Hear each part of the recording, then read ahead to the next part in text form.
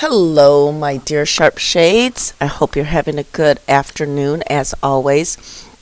So, it is lunch on Friday when you guys were a little chatty this morning.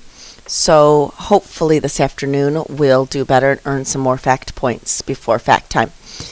So, today's screencast that we're going to be talking about, we did adding with mixed numbers, and today we're going to do subtracting with mixed numbers. Let's change our color.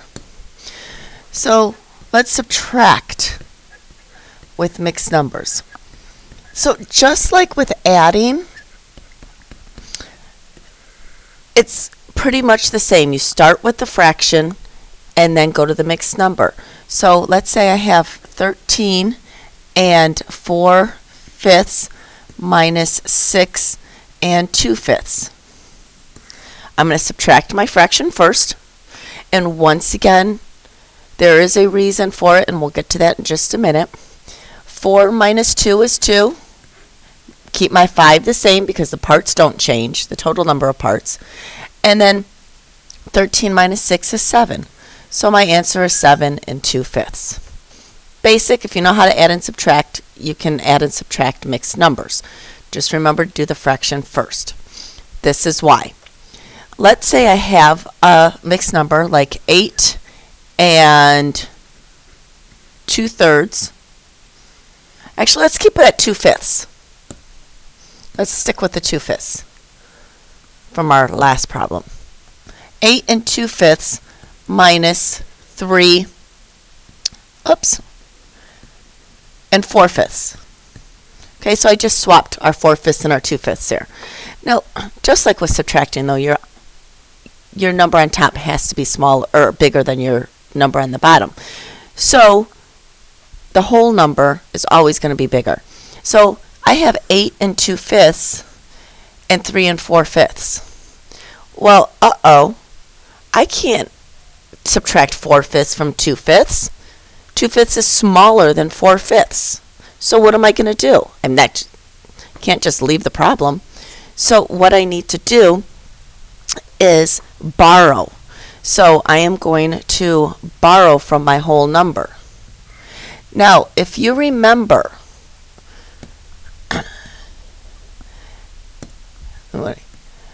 whenever a numerator and a denominator is the same, it's equal to one whole. So 4/4, 5/5, 6/6, those are all equal to one whole, right? So I want to take one whole away from that 8. So I'm going to make that 8 a 7. So now I need to look at my denominator because I want my whole to be the same as my denominator. So 5/5. So I'm going to add 5/5 to my fraction. So I'm going to take my whole number and turn it into a fraction. So now I have 2/5 plus 5/5 equals 7/5. Now my numerator on top is bigger than my numerator on the bottom. So now I can subtract. So 7 minus 4 is 3. My 5 stays the same. Now 7 minus 3 is 4. So my answer is 4 and 3/5. So that's why we always need to do our fractions first, just in case we need to borrow. So let's do one more together, and then I'll give you one to do on your own. So let's take 12, and let's go with 3/8 minus 6 and 7/8. Okay, so my 3 is smaller than my 7, so I can't do that. So I'm going to borrow from my 12. I'm going to make that 11. I'm going to look at my denominator. 8/8 is going to be equivalent to the 1. 3 plus 8 is 11. 8. So now 11 minus 7 is 4. 8. 11 minus 6 is 5. So 5 and 4/8. Is that my answer? No, it is not. Because I know you remember that if your numerator is half of the denominator, that can equal 1/2. So my actual answer in lowest terms, or simplest form, is 5 1/2. Okay, so I'm going to write the steps down. What you're going to do, number 1, borrow from the whole number.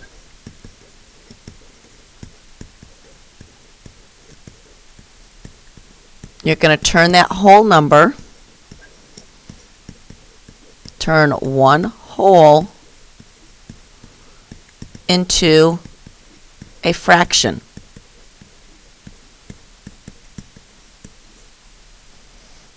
So for example, 1 whole can equal 4/4, 1 whole can equal 6/6, 1 whole can equal 8/8, depending on the numerator. So turn 1 whole into a fraction depending on the denominator.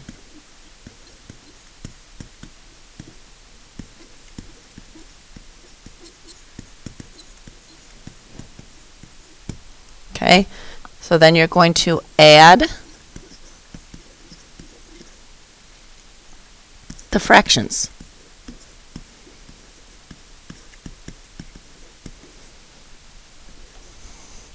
So let's say you have 3 2/3. You're going to add 3/3. So it now becomes 5/3. And then subtract. Fractions, then whole numbers.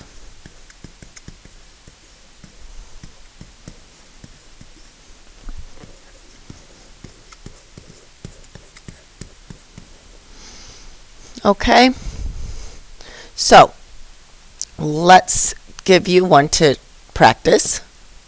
So let's go for you.